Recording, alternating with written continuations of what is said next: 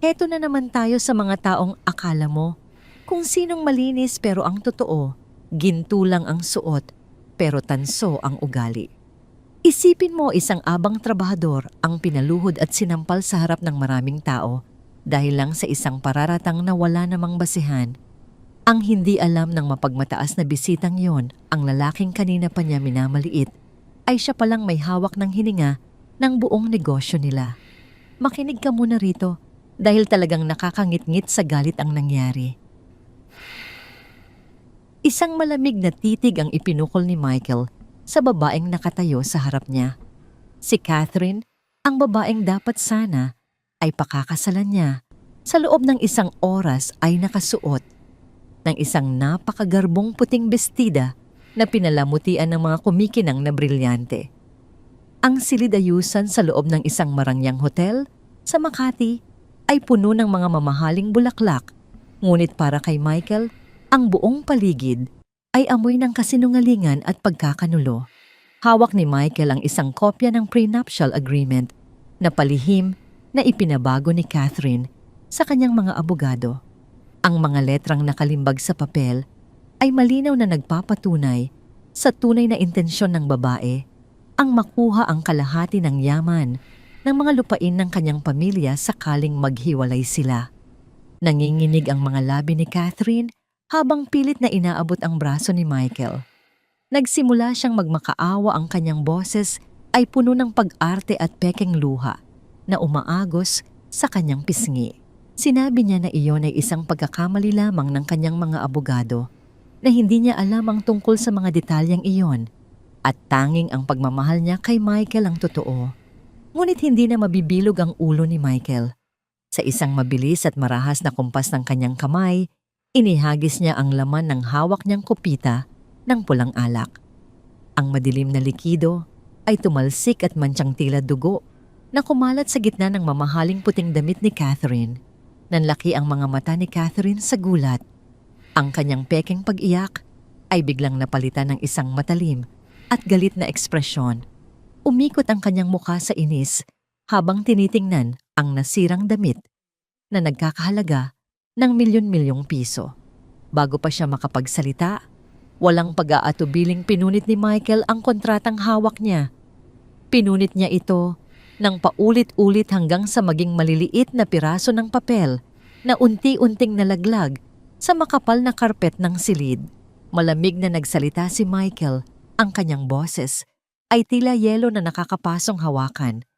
Sinabi niya na tapos na ang lahat, na wala ng kasalang magaganap at maaari nang umalis si Catherine bago pa niya ipaalam sa buong media ang ginawang panloloko nito. Wala nang nagawa ang babae, kundi ang mabilis na lumabas ng silid habang tinatakpan ng mantsa sa kanyang damit, dala ang matinding kahihiyan. Naiwang mag-isa si Michael, ngunit hindi nagtagal ay bumukas ng malakas ang pinto ng silid. Pumasok ang kanyang nakatatandang kapatid na si Arturo. Ang mukha ni Arturo ay namumula sa matinding galit, ang mga ugat sa kanyang leeg ay litaw na litaw habang nakatingin sa nagkalat na mga punit na papel at sa basag na kopita sa sahig. Hinarap ni Arturo ang kapatid at mariing sinumbatan ito. Tinanong niya kung ano ang ginawa ni Michael at kung naiintindihan ba nito ang laking eskandalo na idudulot ng pagkakansela ng kasal sa huling sandali. Para kay Arturo, ang lahat ay tungkol sa negosyo, sa reputasyon ng pamilya at sa matinding hiya na aabutin nila sa mga maimpluwensyang bisitang naghihintay sa labas. Kalmadong ipinaliwanag ni Michael ang panloloko ni Catherine, ngunit tila bingi si Arturo sa mga katotohanan.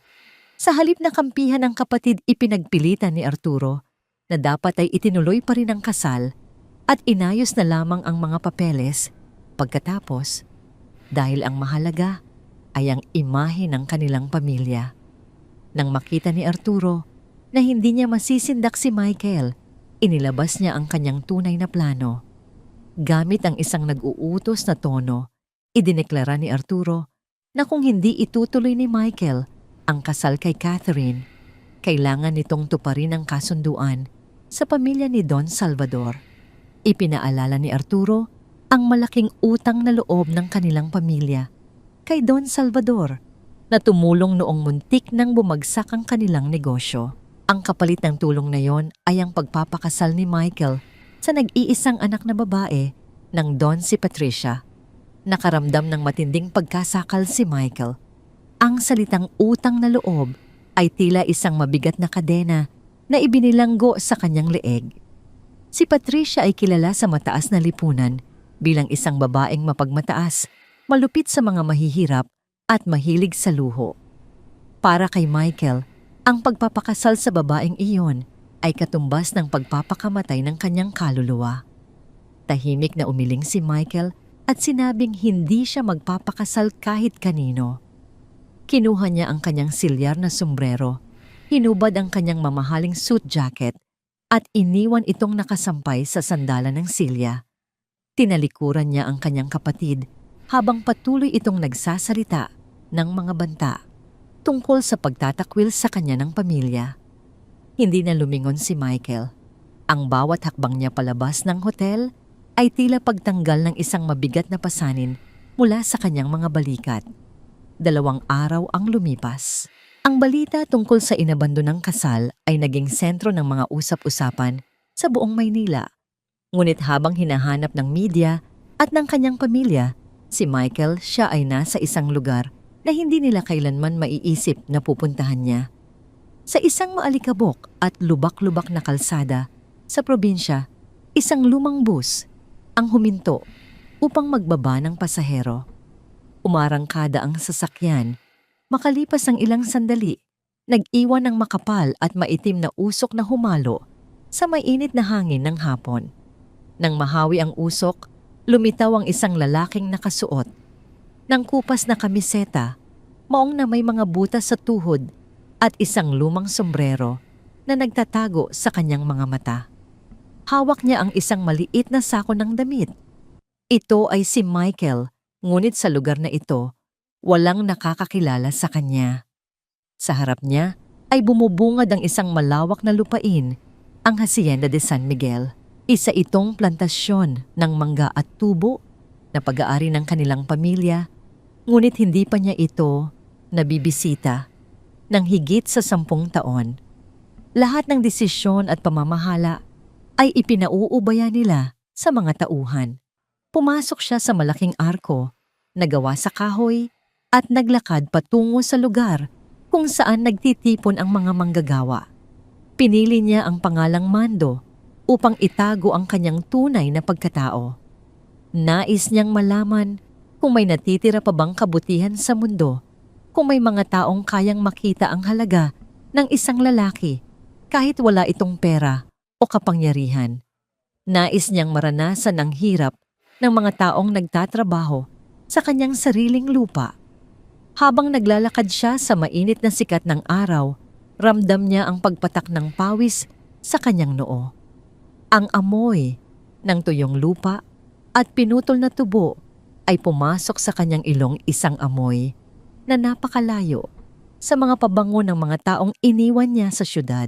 Wala siyang inaasahan kundi ang makatakas sa magulong buhay niya, ngunit hindi niya alam na ang pagtuntong niya sa lupang ito ang magiging simula ng pinakamatinding pagsubok sa kanyang buhay.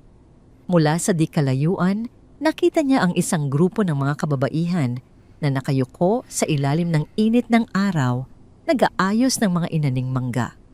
Isang malakas at galit na boses ng lalaki ang umalingaw-ngaw sa buong paligid, nagpapabilis ng tibok ng puso ng mga manggagawa. Nakita ni Mando ang isang matandang lalaking may hawak na makapal na patpat naglalakad patungo sa isang babaeng tahimik na nagtatrabaho sa gilid. Humigpit ang hawak ni Mando sa strap ng kanyang bag. Ang asyendang inaakala niyang magiging tahimik na kanlungan ay tila may itinatagong malagim na lihim at unti-unti niya itong matutuklasan. Isang mabigat at nakapapasong alinsangan ang sumalubong kay Mando nang makapasok siya sa mismong patio ng Hacienda de San Miguel. Ang amoy ng hinog na mangga ay humalo sa alikabok ng tuyong lupa, ngunit hindi ang init ng sikat ng araw ang nagpatigil sa kanyang mga hakbang. Ang pumukaw sa kanyang atensyon ay ang isang malupit na eksenang nagaganap sa gitna ng malawak na bakuran sa harap ng 12-dosenang mga manggagawang nakayuko at walang ginagawa kundi ang manood sa takot. Nakita niya si Ramon, ang matanda, ngunit matipunong katiwala ng asyenda. Ang mukha ni Ramon ay nakangiwi sa labis na galit at pagkamuhi habang may hawak na isang malaking timba. Sa harap ng katiwala ay nakaluhod ang isang babae na nakasuot ng kupas at manipis na duster. Ito ay si Michelle. Bago pa man makalapit si Mando, walang awang isinaboy ni Ramon ang laman ng timba na puno ng maruming tubig at putik na pinaghugasan ng mga bota ng mga trabahador direktang tumama sa muka at katawan ng babae. Ang malamig at maiitim na likido ay mabilis na tumulo mula sa nakalugay na buhok ni Michelle hanggang sa laylayan ng kanyang damit. Isang malakas na panlalait ang namutawi sa mga labi ni Ramon. Tinawag niya itong isang walang kwentang anak ng isang magnanakaw na sumira sa yaman ng asyenda. Ipinagdiinan ng katiwala na ang pamilya ni Michelle ay walang naiwang pamana kundi kahihiyan at nararapat lamang na magdusa ito sa paglilinis ng mga kulungan ng baboy at pagbubuhat ng pinakamabibigat na kargamento ng walang dagdag na bayad. Nananatiling nakayuko si Michelle. Ang kanyang mga balikat ay marahan na nanginginig, ngunit pinigilan niyang tumulo ang kanyang mga luha. Sanay na siya sa ganitong uri ng pang-aabuso. Sa kulturang kinalakihan nila, ang kasalanan ng ama ay nagiging mantsang hindi na mabubura sa pagkatao ng mga naulila.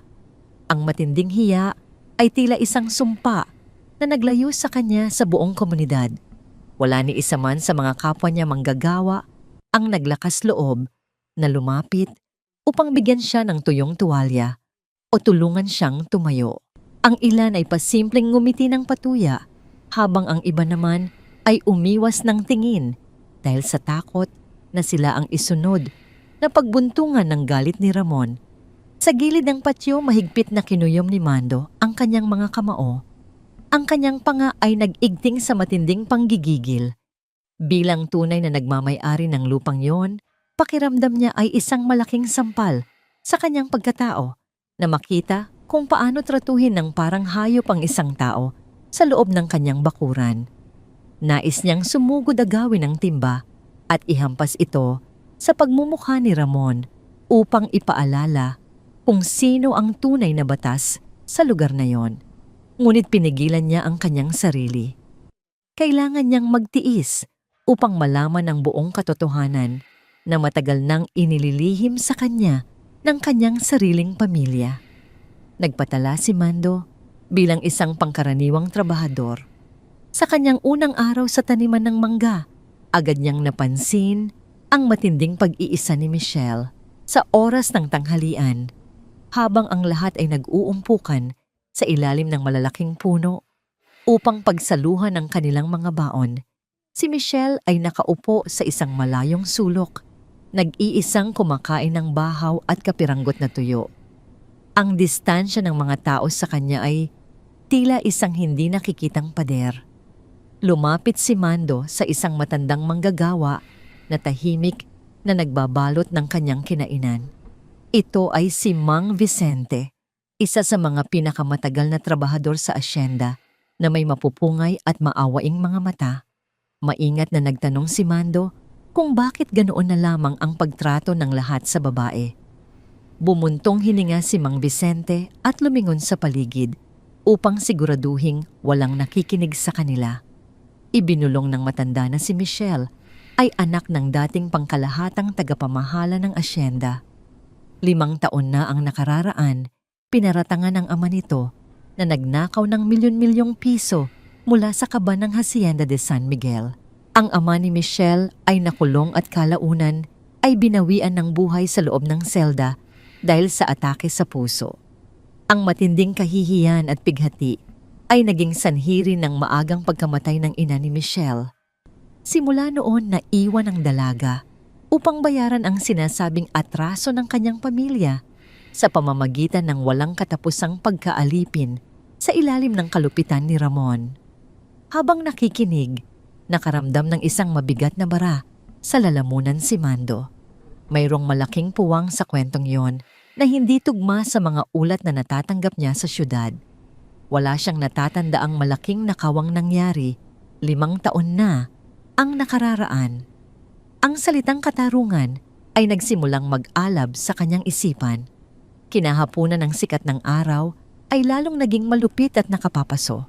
Inatasan ang grupo ni Mando at Michelle na magbuhat ng mga malalaking kaing ng mangga mula sa taniman patungo sa mga naghihintay na truck.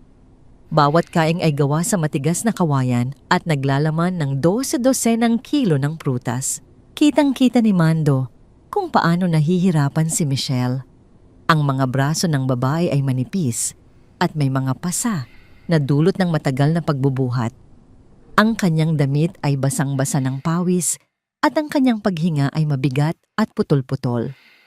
Sa kabila nito, patuloy pa rin siyang naglalakad dahil alam niyang nakamasid mula sa malayo si Ramon, naghihintay ng pagkakataon upang muli siyang parusahan. Sa pag-akyat ni Michelle sa isang matarik na bahagi ng daan patungo sa truck, ang kanyang kaliwang paa ay sumabit sa isang nakaumbok na ugat ng puno. Nawalan siya ng balanse. Ang mabigat na kaing na nakapatong sa kanyang balikat ay nagsimulang tumagilid, nagbabantang bumagsak at durugin ang kanyang maliit na katawan sa lupa.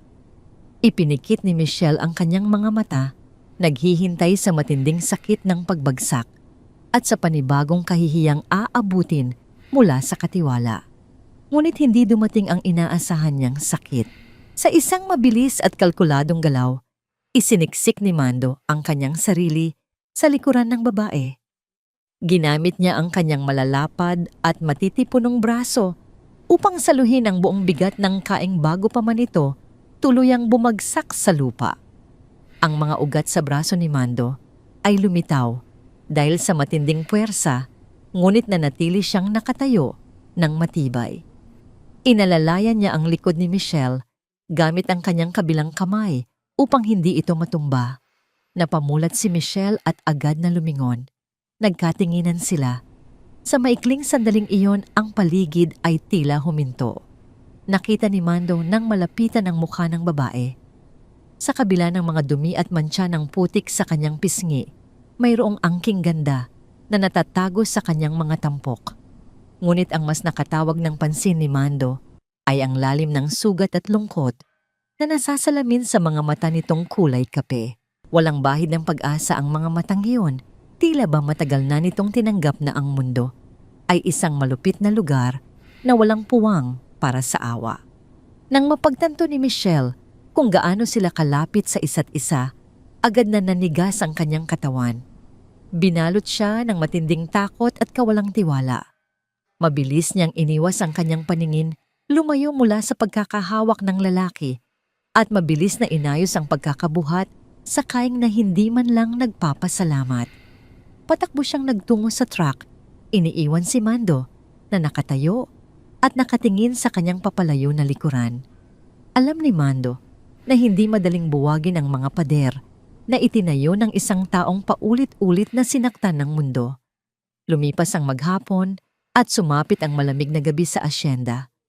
Ang mga manggagawa ay tahimik nang nagpapahinga sa kanilang mga hilera ng higaan sa loob ng mahabang kwartel.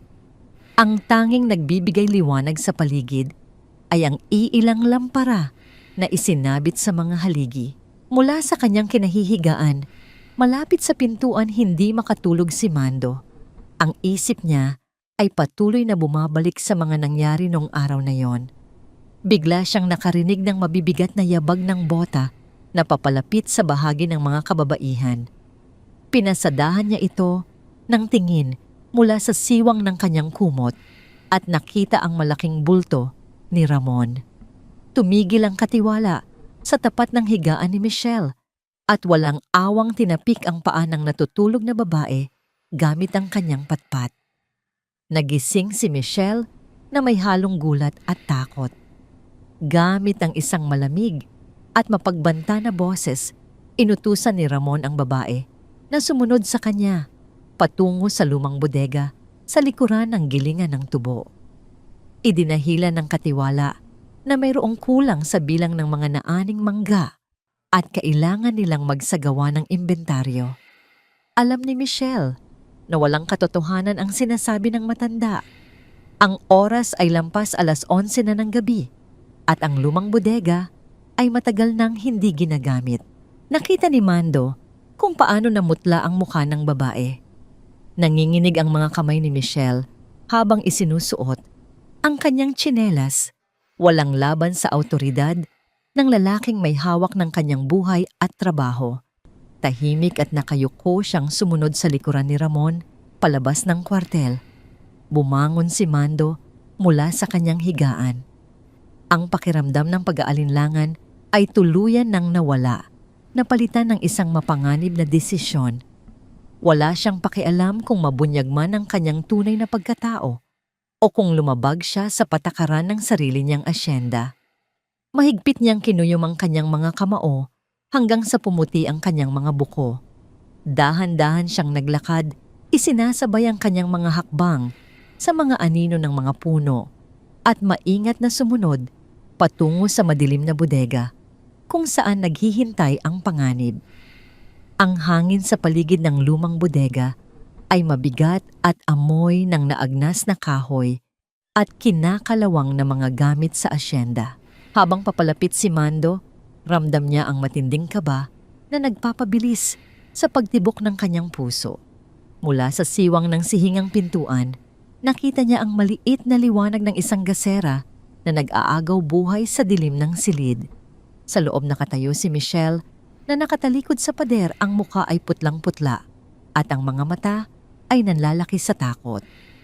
Unti-unting lumalapit sa kanya si Ramon, ang katiwala na may malagkit at mapanganib na ngiti sa labi. Ang matanda ay nagsasalita ng pabulong pilit na ipinapaalala kay Michelle ang matinding utang ng kanyang ama na hindi kailanman mababayaran ng kanyang maliit na sweldo. Ipinahiwatig ni Ramon na mayroong mas madaling paraan upang gumaan ang buhay ng dalaga. Sa asyenda, isang paraan na hindi na nangangailangan ng pagbubuhat ng mangga sa ilalim ng araw. Umiiling si Michelle habang ipinipikit ang kanyang mga mata. Sinubukan niyang itulak ang dibdib ni Ramon nang hawakan nito ang kanyang braso. Ngunit ang lakas ng babae ay walang sinabi sa matipunong katawan ng katiwala. Isang mabilis at marahas na paghablot ang ginawa ni Ramon, pilit na inilalapit ang mukha ni Michelle sa kanya. Isang malakas na lagutok ng kahoy ang umalingaw-ngaw ng buong puwersang sipain ni Mando ang pinto ng bodega. Ang lumang bisagra ay tuluyang bumigay, nagpagewang sa pintuan pabukas at nagpadilim sa loob nang sandaling mamatay ang apoy ng gasera dahil sa lakas ng hangin. Mabilis na nakapasok si Mando. Ang kanyang mga mata ay nanlilisik sa galit nang makita ang kamay ni Ramon na mahigpit pa ring nakakapit kay Michelle. Walang pag-aatubili, isinulong ni Mando ang kanyang sarili at malakas na itinulak ang balikat ng katiwala. Nawala ng balanse si Ramon at bumagsak ang kanyang likod sa isang tumpok ng mga lumang gulong ng truck. Napabitaw ang katiwala kay Michelle. Ang dalaga ay mabilis na umurong sa isang sulok nanginginig at yakap-yakap ang sarili. Galit na bumangon si Ramon, hawak ang kanyang balakang na tumama sa matigas na sahig. Tiningnan niya ng masama ang bagong saltang manggagawa at tinanong kung ano ang karapatan nitong manghimasok sa gawain ng isang opisyal ng asyenda. Sa halip na matakot, lumapit si Mando at tumayo nang matuwid sa harap ni Ramon. Ang kanyang tindig ay nagbago mula sa isang simpleng trabahador patungo sa isang taong sanay na nag-uutos at sinusunod. Gamit ang isang malamig at matigas na boses, nagsinungaling si Mando. Sinabi niyang ipinadala siya ni Don Arturo, ang nakatatandang kapatid ng may-ari ng asyenda, upang magsagawa ng palihim na inspeksyon sa mga bodega ngayong gabi.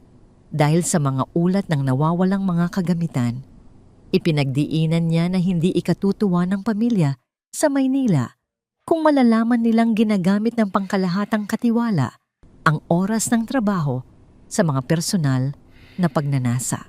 Biglang namutla si Ramon nang marinig ang pangalan ng nakatatandang kapatid ng may-ari. Alam ng lahat sa asyenda ang kalupitan at pagiging istrikto ni Don Arturo pagdating sa pamamahala. Pilit nang ngumiti ang katiwala at sinabing nagkakamali lamang ng akala ang binata na inaayos lamang nila ni Michelle ang mga papeles para sa susunod na ani. Nang makitang hindi nagbabago ang matalim na tingin ni Mando, mabilis na lumabas si Ramon sa bodega nang hindi na lumingon na iwang nag-iisa ang dalawang manggagawa sa madilim na silid. Dahan-dahang lumapit si Mando kay Michelle. Hindi niya ito hinawakan, pinanatili niya ang distansya upang hindi lalong matakot ang babae. Tinanong niya kung ayos lamang ito. Dahan-dahang tumango si Michelle at sa unang pagkakataon, hindi siya umiwas ng tingin. Nakita niya ang sinseridad at proteksyon sa mga mata ng lalaki. Mula sa araw na yon, isang manipis, ngunit matibay na sinulid ng tiwala ang nagsimulang mabuo sa pagitan nila. 2 linggo ang mabilis na dumaan. Naging palaging magkasama sina Mando at Michelle sa mga gawain. Binubuhat ni Mando ang mga pinakamabibigat na kargamento ng dalaga at bilang kapalit ipinaghahanda siya ni Michelle ng tanghalian mula sa iilang rasyon na nakukuha nito. Para kay Mando, ang simpleng kanin at tuyo na inihahanda ng dalaga ay higit na masarap kaysa sa anumang mamahaling pagkain na inihain sa kanya sa mga restaurant sa Maynila.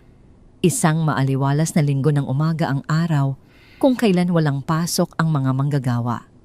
Ang araw ay hindi pa tuluyang sumisikat at ang hamog ay makapal pa sa mga dahon ng mangga. Nagtungo si Mando sa isang malinaw na batis na hindi kalayuan sa taniman. Nang makarating siya, nakita niya si Michelle na nakaupo sa ibabaw ng isang malapad at patag na bato, naglalaban ng kanilang mga uniforme. Ang tubig sa batis ay malamig at tahimik na umaagos sumasalamin sa malinaw na langit. Naupo si Mando sa katabing bato at sinimulang kusutin ang sarili niyang mga damit. Ang katahimikan sa pagitan nila ay hindi nakabibingi, kundi nagbibigay ng kapayapaan. Pagkatapos ng ilang sandali ng paglalaba, tumigil si Michelle at tumitig sa umaagos na tubig. Ang kanyang mukha ay nalulukuban ng matinding kalungkutan. Sa isang mahina, ngunit malinaw na tinig sinimulang ikwento ni Michelle ang nakaraan. Ikinuwento niya ang kanyang ama na nagsilbi sa asyenda sa loob ng 20 taon bilang isang tapat na tagapamahala. Sinabi niya na ang ama niya ay hindi kailanman kumuha kahit isang sentimo sa pera ng asyenda. Ngunit noong bumisita ang isang maimpluwensyang negosyante mula sa Maynila, si Don Salvador, biglang nawala ang 5 milyong piso mula sa vault ng kumpanya. Kinabukasan ng pera ay natagpuan sa ilalim ng kama ng kanyang ama. Mariing ipinagtanggol ni Michelle na itinanim lamang ang ebidensyang iyon. Sinubukan ng kanyang ama na lumaban at linisin ang kanyang pangalan, ngunit ang lahat ng mga huwes at pulis na humawak sa kaso ay kontrolado ng yaman ni Don Salvador. Si Ramon na noon ay isa lamang mababang tauhan ay biglang naging hepeng katiwala pagkatapos magbigay ng peking testimonya laban sa kanyang ama. Ang matinding kahihiyan o hiya ang unti-unting pumatay sa kanyang ina na hindi nakayanan ang mga tsismis at panlalait ng buong komunidad. Tumulo ang luha mula sa mga mata ni Michelle, bumagsak at humalo sa malinaw na tubig ng batis. Hindi niya maintindihan kung bakit hinayaan ng mga tunay na may-ari ng asyenda na mabulok ang kanyang ama sa kulungan nang hindi man lang ito binibigyan ng pagkakataong magpaliwanag. Ikinulong niya ang kanyang sarili sa pagdurusa dahil pakiramdam niya ay wala siyang laban sa kapangyarihan ng mga taong sumira sa kanilang pamilya.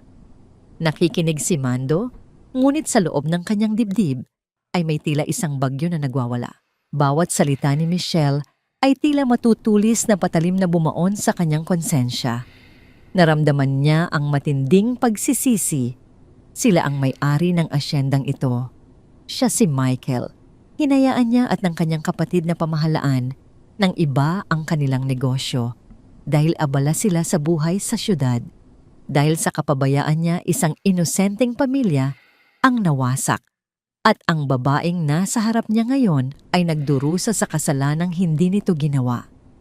Mas lalong kumulo ang dugo niya nang marinig ang pangalan ni Don Salvador, ang parehong tao na nagpipilit na ipakasal siya sa anak nitong si Patricia kapalit ng utang na loob. Itinigil ni Mando ang paglalaba at hinarap si Michelle. Tiningnan niya ito ng diretso sa mata at sa isang puno ng determinasyong boses, nangako siyang hindi na muling hahayaang masaktan ito ng sinuman. Nangako siyang tutulungan niya itong linisin ang pangalan ng ama nito kahit ano pa ang mangyari. Napatingin si Michelle sa lalaki. Nakikita sa mga mata nito ang isang kakaibang lakas at kasiguraduhang hindi niya inaasahan mula sa isang simpleng manggagawa.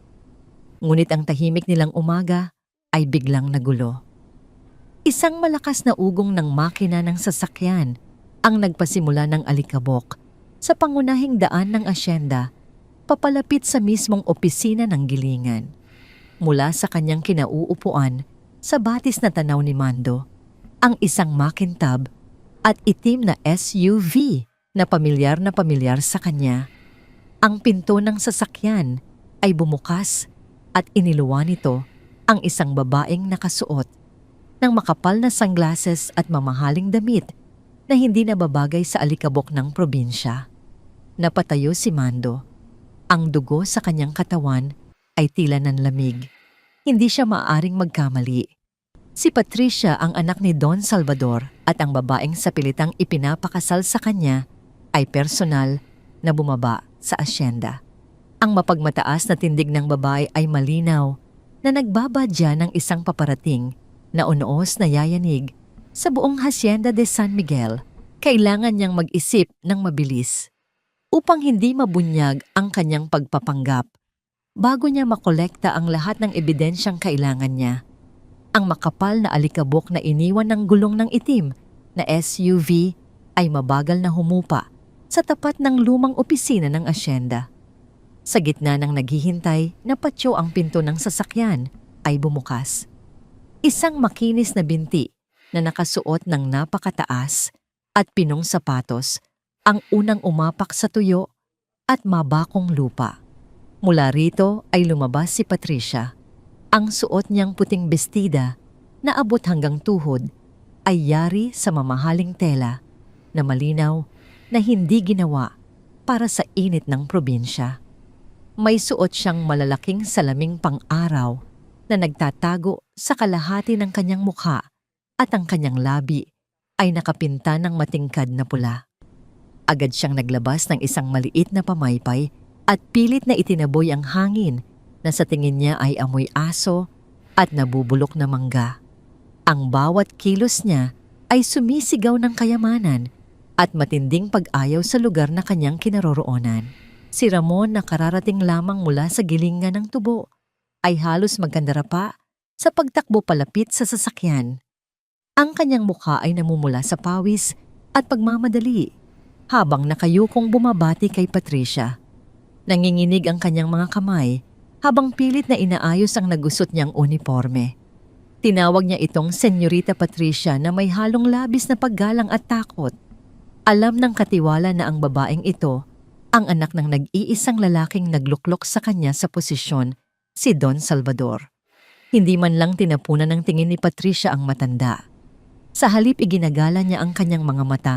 Sa paligid pinagmamasdan ang mga luma at kinakalawang na bubong ng mga bodega at ang mga pawisang trabahador na nakatayo sa malayo. Sa isang matalim at naiinis na tono, sinabi niyang napakasama ng pamamalakad ng pamilya ni Michael sa lupain na ito.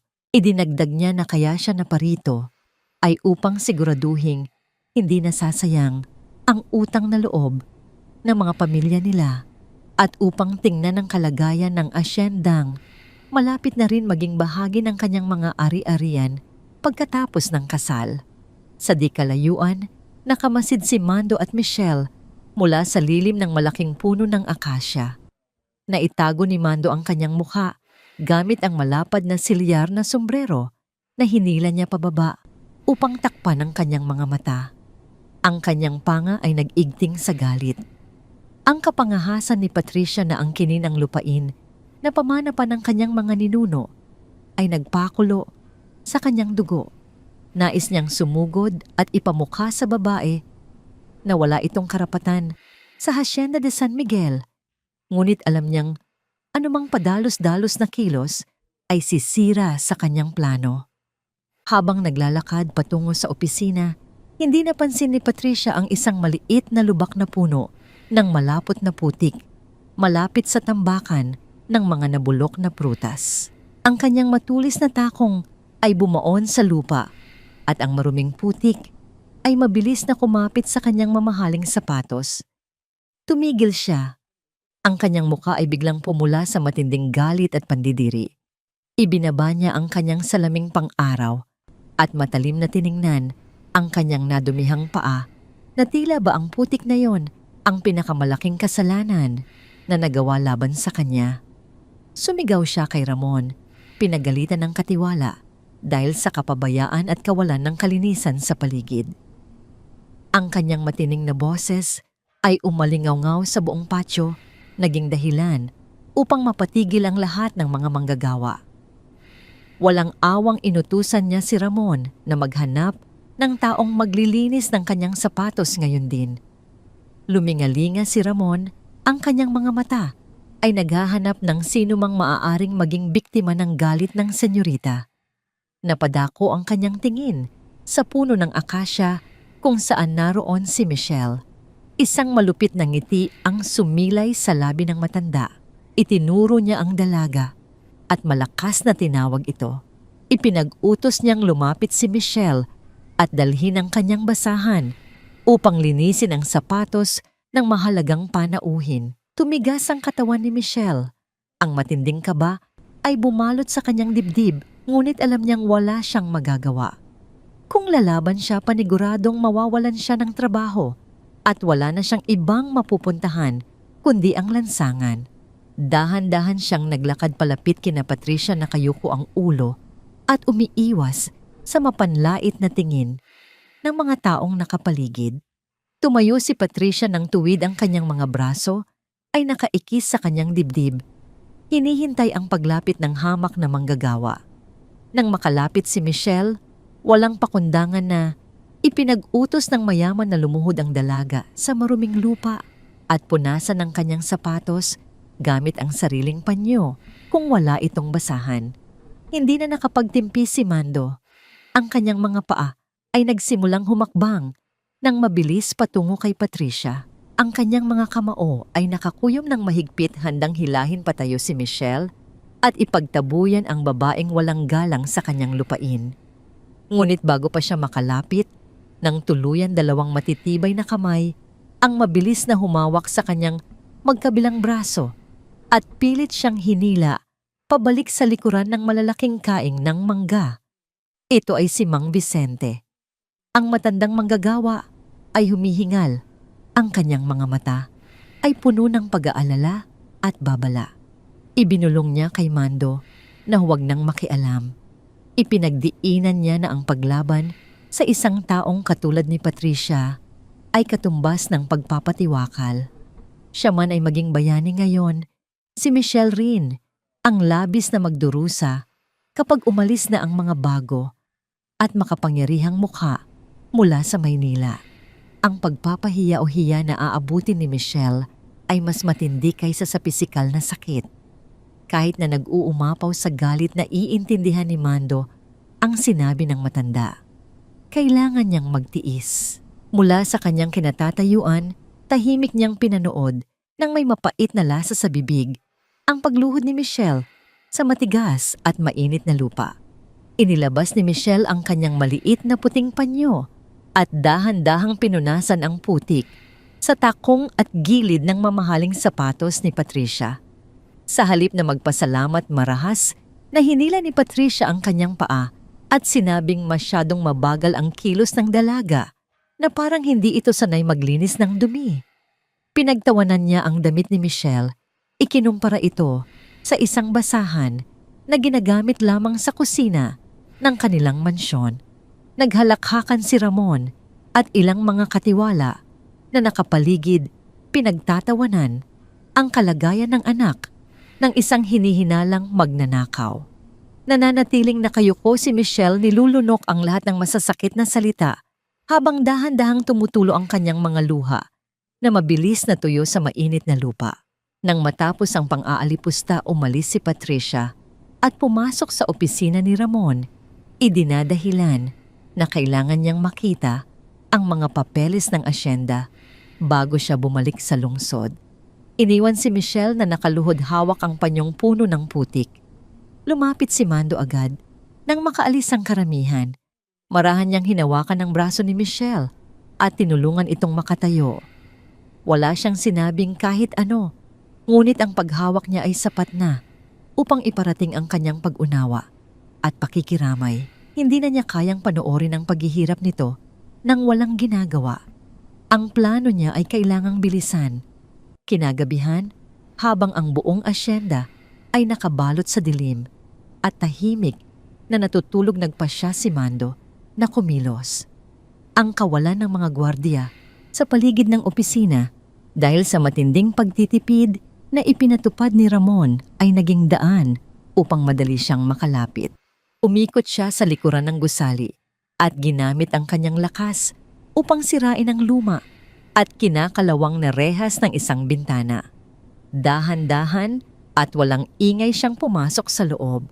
Ang opisina ay puno ng mga nakakalat na papeles at amoy ng lumang tabako. Ginamit niya ang isang maliit na flashlight upang hindi makuha ang atensyon ng sino man sa labas. Mabilis niyang binuksan ang mga drawer ng lamesa ni Ramon. Naghahanap siya ng kahit anong ebidensya na mag-uugnay sa katiwala at kay Don Salvador sa nangyaring nakawan 5 taon na ang nakararaan. Sa pinakailalim na bahagi ng isang nakakandadong kabinet, napuwersahan niyang binuksan, natagpuan niya ang isang itim na ledger. Iba ito sa opisyal na libro ng asyenda. Nang buklatin niya ang mga pahina, nanlaki ang kanyang mga mata. Dito nakatala ang mga tunay na halaga ng mga kinikita ng plantasyon at sa kabilang pahina ay ang mga listahan ng malalaking halaga na ipinapadala buwan-buwan sa isang personal na bank account. Ang pangalan sa account ay hindi kanya at lalong hindi kay Arturo. Ito ay kay Don Salvador. Nanginginig ang kanyang mga kamay habang binabasa ang mga detalye. Hindi lamang pera ang ninanakaw nila, kundi ang buong kinabukasan ng kanyang pamilya at ang buhay ng inosenteng ama ni Michelle. Sinigurado ni Don Salvador na babagsak ang yaman ni na Michael upang mapilitan silang magkaroon ng utang na loob. Pinatalsik at ikinulong nila ang ama ni Michelle dahil nalaman nito ang pandaraya at nagbanta itong magsusumbong. Itinago ni Mando ang itim na ledger sa loob ng kanyang damit. Bago pa siya makalabas sa bintana, nakarinig siya ng pagikot ng doorknob mula sa pangunahing pintuan ng opisina. Mabilis siyang nagtago sa likuran ng malaking estante ng libro. Pumasok si Ramon na may dalang gasera. Ang mukha ay kunot at halatang naghihinala. Isang nagliliyab na tensyon ang bumalot sa silid. Alam ni Mando na kapag nakita siya rito, hindi na niya mapoprotektahan si Michelle at ang nag-iisang ebidensya na hawak niya ay mawawalan ng tuluyan. Pinigilan niya ang kanyang paghinga, naghihintay ng tamang pagkakataon upang makatakas pabalik sa dilim. Ang liwanag mula sa gaserang hawak ni Ramon ay marahang naglakbay sa loob ng madilim na opisina. Ang mahabang anino ng katiwala ay gumagapang sa mga pader na tila isang dambuhalang nagbabanta sa sinumang nagtatago. Maingat na inilapag ni Ramon ang gasera sa kanyang lamesa at napansin niya agad ang bahagyang nakabukas na bintana sa likuran at ang mga sariwang kalmot sa kahoy na paligid nito. Kumunot ang kanyang noo. Agad niyang tiningnan ang kanyang mga drawer. Sa kanyang kinatataguan, sa likod ng estante, pinigilan ni Mando ang kanyang paghinga. Ang bawat pagtibok ng kanyang puso ay tila isang malakas na tambol. na sa tingin niya ay maririnig. Hanggang sa labas ng silid, mahigpit niyang hinawakan ang itim na ledger na nakasuksok sa kanyang damit. Ang matigas na gilid nito ay bumaon sa kanyang balat. Alam niyang ito na ang susi sa katarungan para kay Michelle at sa kanyang pamilya. Mabilis na binuksan ni Ramon ang bawat drawer. Nang makita niyang buo pa rin ang pera, sa loob ng kahabahagya siyang nakahinga ng maluwag. Hindi niya naisip na tingnan ang nakatagong kabinet sa ilalim. Dahil para sa kanya, walang sino man ang nakakaalam ng sikreto niyon. Nagpalakad-lakad siya sa loob ng opisina. Ang kanyang mga bota ay lumilikha ng mabibigat na yabag sa sahig na gawa sa kahoy. Isang mapanganib na hinala ang nabuo sa kanyang isipan si Michelle. Siguradong ang babaeng iyon ang may kagagawa nito. Matapos ang ginawang pagpapahiya sa kanya ni Patricia, malamang ay naghahanap ito ng paraan upang makaganti. Ang galit ni Ramon ay muling umusbong. Hindi niya hahayaang may makadiskubre ng kanyang mga itinatagong sikreto. Kailangan niyang siguraduhin na ang anak ng magnanakaw ay tuluyan ng mawawala sa kanyang landas. Isinara niya ng malakas ang pinto ng opisina, nag-iwan ng isang malagim na katahimikan. Nang maramdamang ligtas na dahan-dahang lumabas si Mando sa kanyang pinagtataguan. Mabilis siyang lumabas sa bintana at bumalik sa kwartel. Ang kanyang puso ay puno ng matinding pag-aalala. Alam niyang si Michelle na naman ang pagbibintangan at nasa mas malaking panganib ito ngayon. Kinabukasan ng kilos ni Ramon ay lalong naging malupit kay Michelle. Ipinagawa niya rito ang lahat ng pinakamabibigat at pinakamaruruming trabaho sa asyenda. Ngunit sa bawat pagsubok naroon si Mando upang tulungan ito ng palihim. Kapag nagbubuhat si Michelle ng mga mabibigat na sako ng pataba, bigla na lamang may isang pares ng kamay na aagaw nito mula sa kanya. Kapag nag-aalis siya ng damo sa ilalim ng nakapapasong sikat ng araw, isang maliit na bote ng malamig na tubig ang biglang lilitaw sa kanyang tabi. Ang mga maliit na gawaing ito na walang salitang namamagitan ang nagpatibay sa kanilang samahan. Isang gabi, habang naglalakad pabalik sa kwartel, pagkatapos ng mahabang araw ng trabaho, sinadya ni Mando na sabayan si Michelle. Ang buwan ay bilog at maliwanag, nagbibigay ng pilak na liwanag sa madilim na daan. Sa lilim ng isang malaking puno ng mangga, huminto si Mando at hinarap ang dalaga. Inilabas niya mula sa kanyang bulsa ang isang maliit na bagay na pinag-ipunan niya mula sa kanyang kakarampot na sahod bilang trabahador. Ito ay isang maliit na kwintas na may palawit na hugis araw. Ito ang pinakamurang alahas na nahanap niya sa bayan, ngunit para sa kanya, ang simbolo nito ay napakalaki. Michelle! Mahinang sabi ni Mando, ang kanyang boses ay puno ng sinseridad.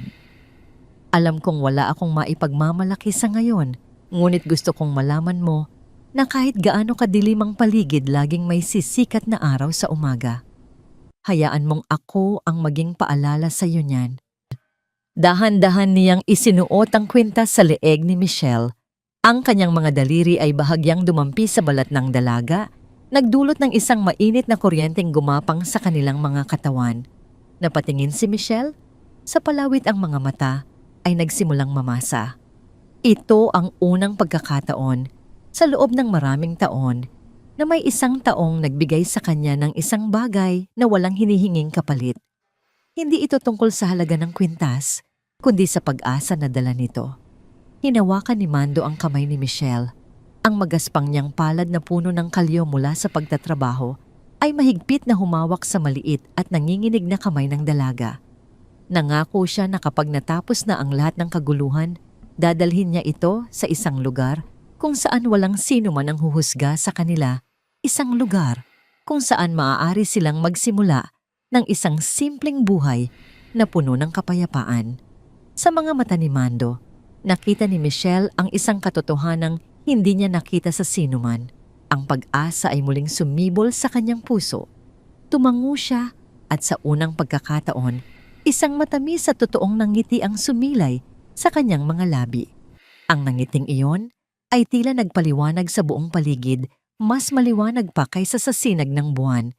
Ngunit hindi nila alam, sa di kalayuan isang pares ng matang puno ng galit at inggit ang nakamasid sa kanila mula sa likod ng isang makapal na puno. Si Ramon. Nakita niya ang lahat. Ang pagbibigay ng kwintas, ang paghawak ng kamay, at ang ngiti sa mukha ni Michelle. Ang eksenang yon ay nagpaalab sa kanyang galit. Para sa kanya si Michelle ay isang pag-aari na dapat magbayad sa kanya, hindi isang babaeng may karapatang lumigaya. Kung hindi niya makukuha ang dalaga, sisiguraduhin niyang walang sino man ang makikinabang dito. Isang masamang plano ang nabuo sa kanyang isipan, isang planong sisira hindi lamang sa kanilang namumuong pag-iibigan, kundi sa buong kinabukasan ni Michelle. Kinabukasan, habang nasa kalagitnaan ng trabaho, isang malaking kaguluhan ang naganap sa patio. Dumating si Patricia mas galit at mas mapagmataas kaysa dati. Kasama niya ang 2 pulis mula sa bayan. Sumisigaw si Patricia, ipinapahayag sa lahat na nawawala ang kanyang mamahaling gintong relos na may mga brilyante. Ang relos na yon ay iniwan niya umano sa ibabaw ng lamesa sa opisina ni Ramon nung huli siyang bumisita. Tiningnan ni Patricia ng masama si Michelle at sinabing siguradong ang hamak na manggagawa ang kumuha nito. Idinahilan niya na nakita niyang may bagong kwintas ang babae, isang bagay na hindi nito kayang bilhin sa kanyang maliit na sahod. Malamang ay ipinagpalit nito ang relos sa mas murang alahas. Agad na kinampihan ni Ramon ang paratang sinasabing kanina pa kahina-hinala ang kilos ng dalaga. Pinilit ng mga pulis na buksan ang maliit na sako ng damit ni Michelle na nakalagay sa gilid ng kwartel. Sa harap ng lahat, ibinuhos nila ang laman nito sa lupa. Ang iilang kupas na damit, isang lumang suklay, at ang maliit na kahon ng kwintas ay kumalat sa alikabok. Ngunit sa ilalim ng lahat ng ito, may isang bagay na kumikinang sa ilalim ng sikat ng araw. Isang gintong relos. Nanlaki ang mga mata ni Michelle sa gulat. Hindi niya alam kung saan nanggaling ang bagay na yon. Napatingin siya kay Mando. Ang kanyang mga mata ay puno ng pagtataka at takot. Alam ni Mando sa sandaling iyon na si Ramon ang may kagagawan nito. Habang natutulog sila kagabi, siguradong palihim na inilagay ng katiwala ang relos sa gamit ng dalaga upang idiin ito sa kasalanang hindi nito ginawa. Isang malakas na ugong ng sirena ng sasakyan ng pulis ang umalingaw-ngaw sa buong asyenda. Ang tunog na yon ay tila isang hudyat ng katapusan.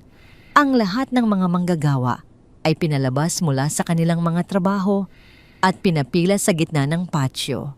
Ang eksena ay nagbabalik sa nakaraan, isang panibagong paghuhusga na naman ang magaganap sa harap ng buong komunidad at si Michelle na naman ang nasa gitna ng lahat, nag-iisa at walang kalaban-laban. Ang hangin sa patio ay biglang naging mabigat at siksik sa tensyon. Ang ugong ng sirena ng pulis ay unti-unting humina, napalitan ng isang nakabibinging katahimikan habang ang lahat ng manggagawa ay nakatayo na. Tila mga estatwa, ang kanilang mga mata ay nakatuon sa nag-iisang babaeng nasa gitna ng lahat. Si Michelle. Nakatayo si Patricia na parang isang reyna, ang kanyang mga braso ay nakaikis sa dibdib at ang mukha ay nakangisi sa tagumpay. Ipinakita niya sa lahat ang gintong relos na kinuha mula sa mga gamit ni Michelle. Ang mga brilyante nito ay kumikinang sa ilalim ng sikat ng araw, tila mga matang nanghuhusga sa bawat isa. Ayan, malakas na sigaw ni Patricia, ang kanyang boses ay matinis at puno ng pagkamuhi. Ang katibayan ng kasakiman ng isang hamak na magnanakaw, katulad ng ama, ganoon din ang anak. Hindi na nakapagtataka kung bakit hindi umuunlad ang asyendang ito dahil napapaligiran ito ng mga taong katulad niya. Lumapit siya kay Michelle, ang bawat hakbang ay mabagal at kalkulado na tila isang mandaragit na papalapit sa kanyang biktima. Huminto siya sa mismong harap ng dalaga. Ang kanilang mga mukha ay ilang pulgada na lamang ang pagitan. Anong masasabi mo ngayon? Mapanuyang tanong ni Patricia. Saan mo ipinagbili ang iba pang mga alahas na ninakaw mo? Sabihin mo sa akin kung hindi ay sisiguraduhin kong mabubulok ka sa kulungan katulad ng walang kwenta mong ama. Ang pagbanggit sa kanyang ama ang tuluyang sumira sa natitirang lakas ni Michelle. Nag-angat siya ng tingin, ang kanyang mga mata ay puno ng luha, ngunit may bahid ng tapang. Hindi magnanakaw ang ama ko, nanginginig niyang sagot. At hindi ako kumuha ng kahit anong pag-aari mo. Malinis ang konsensya ko. Ang sagot na yon ang nagpaalab sa galit ni Patricia. Hindi siya sanay na sinasagot ng mga taong itinuturing niyang mas mababa sa kanya. Sa isang mabilis at marahas na kilos na hindi inaasahan ng lahat, itinaas niya ang kanyang kamay at buong lakas na isinampal sa mukha ni Michelle. Isang malutong na tunog ang umalingaw-ngaw sa buong patio. Ang ulo ni Michelle ay tumagilid sa lakas ng sampal. Nawalan siya ng balanse at bumagsak sa tuyo at maalikabok na lupa. Ang kanyang pisngi ay agad na namula, nag-iwan ng malinaw na bakas ng 5 daliri ni Patricia. Ang kanyang labi ay pumutok at isang maliit na patak ng dugo ang dumaloy sa kanyang baba. Napasinghap ang ilang mga manggagawa. Si Mang Vicente ay napahawak sa kanyang dibdib. Ang mukha ay puno ng awa. Ngunit wala ni isa man ang naglakas loob na kumilos. Ang takot kay Ramon at sa maimpluwensyang babae mula sa Maynila ay mas matimbang kaysa sa kanilang konsensya. Sa gilid ng karamihan nanigas si Mando. Ang kanyang mga mata ay nanlilisik habang pinapanood ang pagbagsak ni Michelle. Ang eksena ay tila naganap sa loob ng isang mabagal na paggalaw. Ang tunog ng sampal, ang pagbagsak ng katawan ni Michelle sa lupa, at ang halakhak ni na Patricia at Ramon ay tila mga punyal na sabay-sabay na tumusok sa kanyang puso. Ang pagpipigil na matagal na niyang iniipon ay biglang sumabog na parang isang bulkan. Sige na, arestuhin niyo na yan. Utos ni Patricia sa mga pulis. Tumango ang 2 pulis at lumapit kay Michelle. Hinawakan nila nang marahas ang magkabilang braso ng dalaga at pilit na itinayo. Kinuha ng isang pulis ang kanyang posas. Ang malamig na bakal ay dumampi sa balat ni Michelle. Ipinikit niya ang kanyang mga mata, tinatanggap ang mapait na katotohanang muli. Siyang hinusgahan at sinentensyahan ng walang kalaban-laban. Napatingin siya sa paligid, hinahanap ang mukha ni Mando. Ngunit sa karamihan ng mga taong nakayuko, hindi niya ito makita. Isang matinding kirot ng pagkabigo ang naramdaman niya, maging ang nag-iisang taong nangako na poprotektahan siya ay wala sa sandaling pinakakailangan niya ito. Ngunit bago pa man maisara ng pulis ang posas sa kanyang mga pulsuhan, isang malakas at puno ng awtoridad na boses ang pumunit sa katahimikan ng patio. Isang boses na hindi pamilyar sa mga manggagawa, ngunit sapat ang bigat upang mapatigil ang lahat. Bitawan niyo siya. Lahat ng mga mata ay napalingon sa pinanggalingan ng boses. Ang dagat ng mga manggagawa ay dahan-dahang nahawi na tila nagbibigay daan sa isang hari. At mula sa likuran isang lalaki, ang marahang naglakad papalapit. Nakatayo si Mando, ngunit hindi na siya ang Mando na kilala nila. Ang kanyang likod ay tuwid na tuwid, ang kanyang mga balikat ay malapad at matatag. Ang kanyang mga mata na dati laging nakatago sa ilalim ng sombrero ay nakatitig ngayon ng diretso. Ang mga matang iyon ay puno ng isang mapanganib na kalmado, isang katahimikang mas nakakatakot kaysa sa anumang sigaw. Sino ka para mag-utos sa amin? Mayabang na tanong ng isang pulis. Hindi sumagot si Mando. Sa halip, dahan-dahan niyang hinubad ang kanyang luma at punit-punit na silyar na sombrero. Itinapon niya ito sa lupa. Ang sinag ng araw ay tumama sa kanyang mukha. Inilalantad ang bawat detalye nito.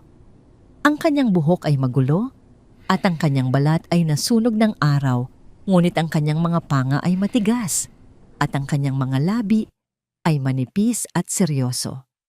Ito ang mukha ng isang taong sanay na humawak ng kapangyarihan. Tumingin si Patricia sa lalaki. Sa una ay hindi niya ito pinansin. Ngunit habang tinititigan niya ito, nang matagal isang pamilyar na hugis, nang pa nga isang kilalang tindig, ang unti-unting nabuo sa kanyang isipan. Ang kanyang mga mata ay nanlaki. Ang kanyang bibig ay bahagyang bumukas. Ang kulay sa kanyang muka ay unti-unting nawala, napalitan ng isang putlang-putla na kulay na tila nakakita siya ng isang multo. Michael! Nanginginig niyang bulong ang kanyang boses ay halos hindi marinig. Anong ginagawa mo rito? Bakit? Bakit ganyan ang itsura mo? Isang nakakabinging katahimikan ang muling bumalot sa patio. Ang pangalang Michael ay umalingaw-ngaw sa hangin. Napatingin si Ramon sa lalaki. Ang kanyang mukha ay puno ng pagtataka at hindi makapaniwalang takot. Si Mang Vicente ay napanganga, dahan-dahang nauunawaan ng lahat. Ngunit ang pinakamatinding reaksyon ay nagmula kay Michelle. Ang kanyang mga mata ay nakatitig kay Mando. Kay Michael, ang lalaking nagligtas sa kanya sa bodega. Ang lalaking nagbigay sa kanya ng kwintas. Ang lalaking nangako sa kanya ng isang simpleng buhay ay ang misteryoso at makapangyarihang may-ari ng buong lupain na ito. Hindi niya alam kung ano ang mararamdaman. Tuwa, pag-asa, o isang matinding kirot ng pagkakanulo mula sa likuran ng karamihan. Isang malakas at nag-aalalang boses ang narinig. Michael, kapatid. Paparating si Arturo, ang kanyang mukha ay puno ng pagkalito. Kararating lang niya mula sa Maynila upang hanapin ang kapatid at natagpuan niya ito sa isang sitwasyong hindi niya kailanman inaasahan. Ang lahat ng piyesa ng palaisipan ay nagsimula nang magkabit-kabit. Ang pagtatago, ang kasinungalingan, ang tunay na kapangyarihan. Ang entablado ay nakahanda na. Ang lahat ng mga tauhan ay naroroon. At sa gitna ng lahat, si Michael na hindi na nagtatago sa anino ni Mando ay handa ng ibagsak ang hatol na matagal nang dapat ipinataw. Ang pangalang Michael ay nanatiling nakabitin sa hangin, isang salitang nagpabago sa buong takbo ng mga pangyayari. Ang pagdating ni Arturo ang tuluyang nagpatunay sa lahat ng hinala. Ang mga manggagawa ay nagsimulang magbulungan, ng kanilang mga muka ay nagpapalit-palit mula sa pagkalito patungo sa pagkamangha at takot. Ang simpleng trabahador na kasama nila sa ilalim ng sikat ng araw ay ang nag-iisang tagapagmana ng Hacienda de San Miguel. Tumingin si Michael kay Patricia, ang kanyang mga mata ay malamig na parang yelo. Hindi niya pinansin ang tanong ng babae. Sa halip, lumakad siya papalapit sa pulis na may hawak sa relos at walang salitang kinuha ito mula sa kamay nito. Tinaas niya ang relos upang makita ng lahat. Isang magandang alahas. Nagsimula siyang magsalita. Ang kanyang boses ay kalmado, ngunit may bigat na nagpapayanig sa dibdib ng bawat nakikinig. Ngunit ang tanong ay, tunay nga ba ito? Lumapit siya kay Patricia. Ang babae ay napaatras. Ang kanyang pagiging matapang kanina ay biglang naglaho na parang bula. Hinawakan ni Michael ang kamay ni Patricia at inilagay ang relos sa palad nito. Suriin mo itong mabuti, Patricia. Mahinahon niyang sabi. Ang ginto ba ay kumukupas? Ang mga brilyante ba ay gawa sa simpleng salamin? Dahil ang relos na ito, ipinagdiinan niya habang itinuturo ang bagay, ay isang murang imitasyon na mabibili sa bangketa ng Quiapo. Isang pekeng relos na ginamit ninyo para sa isang pekeng akusasyon. Pagkatapos sabihin iyon, walang babalang ibinato ni Michael ang relos sa lupa. Ito ay tumama sa isang bato at nabasag. Ang mga maliliit na piraso ng salamin na kunwari brilyante ay kumalat sa alikabok na wala ng lahat ng kinang. Napasinghap si Patricia. Ang panloloko ay nabunyag na. Ang plano nilang gamitin ang isang pekeng alahas upang idiin si Michelle ay nawasak sa isang iglap. Ngunit bago pa siya makapag-isip ng isasagot ang atensyon ni Michael, ay bumaling sa isang taong mas nanginginig sa takot. Si Ramon. Lumakad si Michael patungo kay Ramon. Ang bawat hakbang niya ay tila isang malakas na dagok sa dibdib ng katiwala. At ikaw, Ramon. Nagsimula siya, ang kanyang boses ay mababa at puno ng panganib. Saan mo nakuha ang pekeng relos na ito? Sino ang nag-utos sa iyo na ilagay ito sa mga gamit ng isang inosenteng tao? Nagsimulang mamutla si Ramon.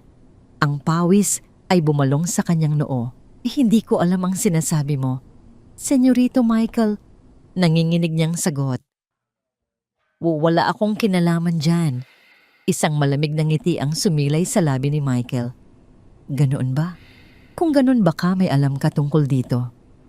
Mula sa ilalim ng kanyang kupas na damit, inilabas ni Michael ang isang itim na ledger. Ang parehong libro na kinuha niya mula sa opisina ng katiwala. Itinaas niya ito upang makita ni Arturo ng mga pulis at lalo na ni Ramon. Ang librong ito ay naglalaman ng lahat ng transaksyon ng asyenda sa loob ng 5 taon. Ang mga tunay na kinita at ang mga halagang palihim na inililipat sa isang personal na bank account. Isang bank account na nakapangalan kay Don Salvador. Paliwanag ni Michael. Ang pangalan ni Don Salvador ay muling umalingaw-ngaw. Tumingin ang lahat kay Patricia na ngayon ay nanginginig na sa takot. At alam mo ba kung ano pa ang nakasulat dito, Ramon? Nagpatuloy si Michael, binubuklat ang mga pahina. Ang mga petsa. Kung kailan ka nagdeposito ng malalaking halaga na nagkataong mga araw din kung kailan mo ipinaparatang na may nawawalang pera mula sa kaban ng bayan. Ikaw ang tunay na magnanakaw. Ipinagbili mo ang katapatan mo para sa pera at sinira mo ang buhay ng isang inosenteng pamilya upang pagtakpan ang iyong mga kasalanan. Hindi na nakapagtimpi si Michael. Ang galit na matagal na niyang kinimkim, ang galit para sa pagdurusa ni Michelle, para sa pagkamatay ng ama nito, at para sa panloloko sa kanyang pamilya, ay sumabog. Sa isang mabilis at malakas na kilos, itinaas niya ang kanyang kamao at buong lakas na sinuntok ang panga ni Ramon. Isang malakas na lagutok ang narinig. Nawalan ng balanse si Ramon at bumagsak sa lupa katulad ng pagbagsak ni Michelle kanina. Ang kanyang bibig ay dumugo at isa sa kanyang mga ngipin ay tumilapon sa alikabok. Ang lahat ay natigilan. Ang isang miyembro ng alta sosyedad ay gumamit ng dahas sa harap ng lahat, ngunit sa pagkakataong ito, walang sinuman ang nag-isip na mali ito. Para sa mga manggagawa, iyon ay isang matagal ng inaasam na katarungan. Arturo, sigaw ni Michael sa kanyang kapatid. Ipakita mo sa kanila ang mga papeles. Mabilis na kumilos si Arturo. Kahit na naguguluhan pa rin, naintindihan na niya ang sitwasyon. Mula sa kanyang daladalang briefcase, inilabas niya ang isang set ng mga dokumento na may selyo ng kanilang kumpanya. Ipinakita niya ito sa mga pulis. Ito ay ang warrant of arrest para kay Ramon dahil sa kasong estafa at qualified theft na matagal na nilang inihahanda sa Maynila. Mga pulis, utos ni Michael.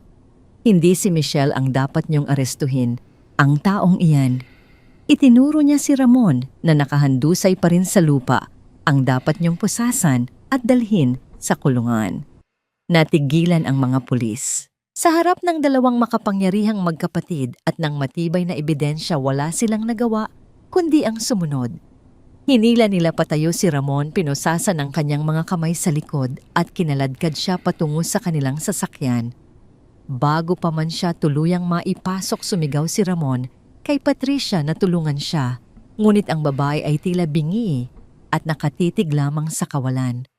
Nang mawala na ang katiwala, ang atensyon ng lahat ay muling nabaling kay Patricia. Lumakad si Michael palapit sa kanya, ang kanyang mukha ay seryoso at walang emosyon. Umalis ka na, Patricia. Mahinahon, ngunit may diin niyang sabi. Bumalik ka sa Maynila at sabihin mo sa ama mo na alam ko na ang lahat.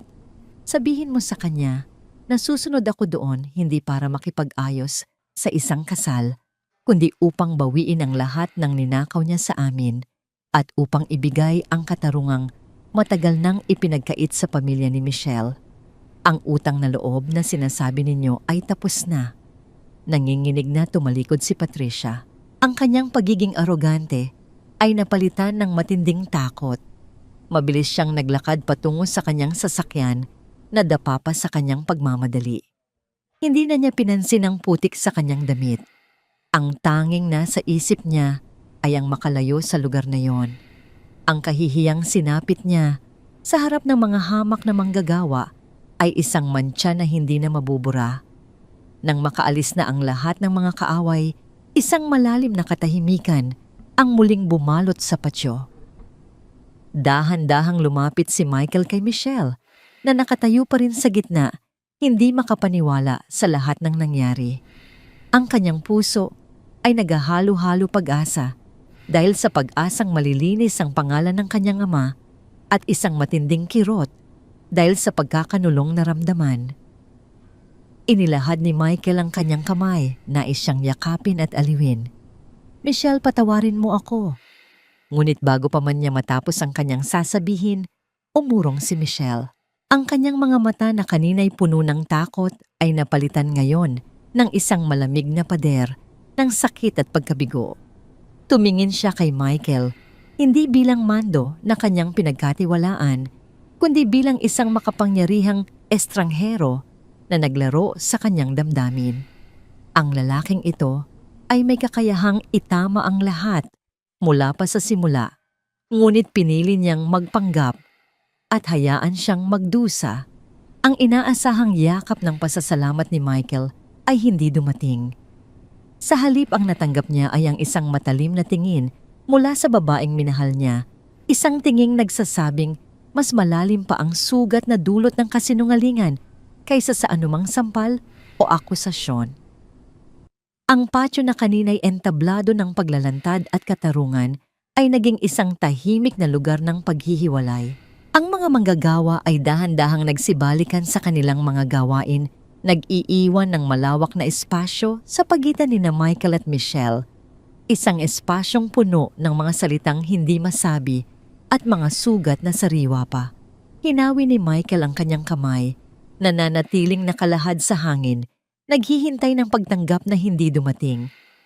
Ang pag-urong ni Michelle ay mas masakit kaysa sa suntok na ibinigay niya kay Ramon.